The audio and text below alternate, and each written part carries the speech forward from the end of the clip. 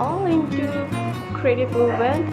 Creative movement is basically unstructured movement. Now, what is that?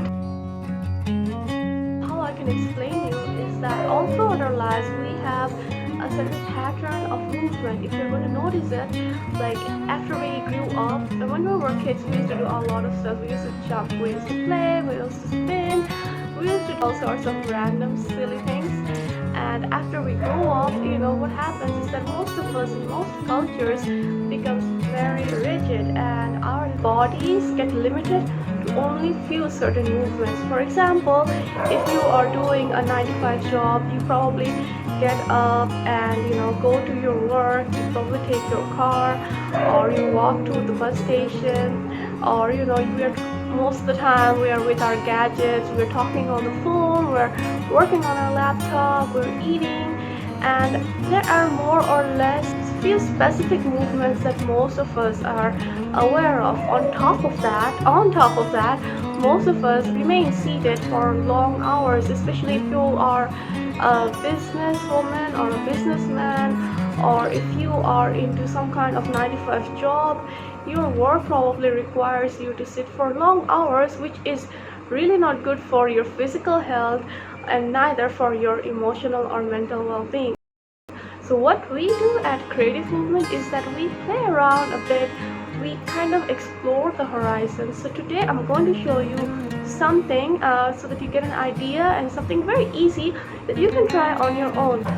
Creativity of any kind, whether it be music or whether it be writing or whether it be dancing, kind of helps a feeling of emancipation and freedom in our body, our minds, and especially freedom through movement or using our bodies is really backed up by science.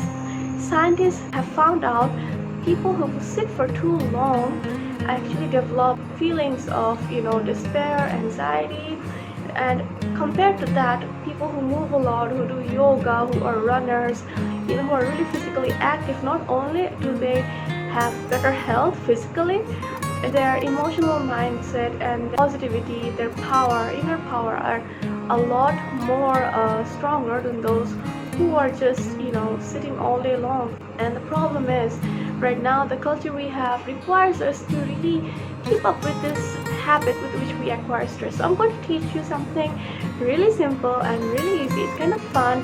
I call it embodying elements. So this is kind of like one segment of creative movement. What happens, especially with the students who come to me, is that most of them are very rigid. They do not know how to be creative in their movement, because all throughout their lives they have really been taught a certain pattern of how they should move. So when they come to me, they really don't know how to open up. So this is what I teach them, and this is what I hope to help you with. Perhaps you will also open up and you will also get to experience that joy. So embodying elements is really a fun game.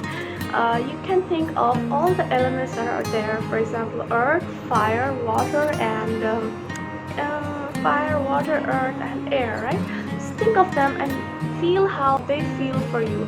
For example, air is like very, very fluid, very open, and you try to act out the emotion you feel when you think about air, or how if air had a body, how would it react? And you can do any kind of movements. Air it's just very free.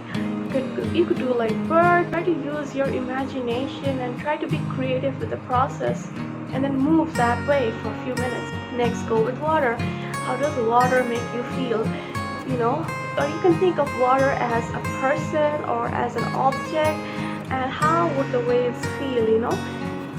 In this way, you could try infinite possibilities of creative movement. Think about fire. What does fire make you feel?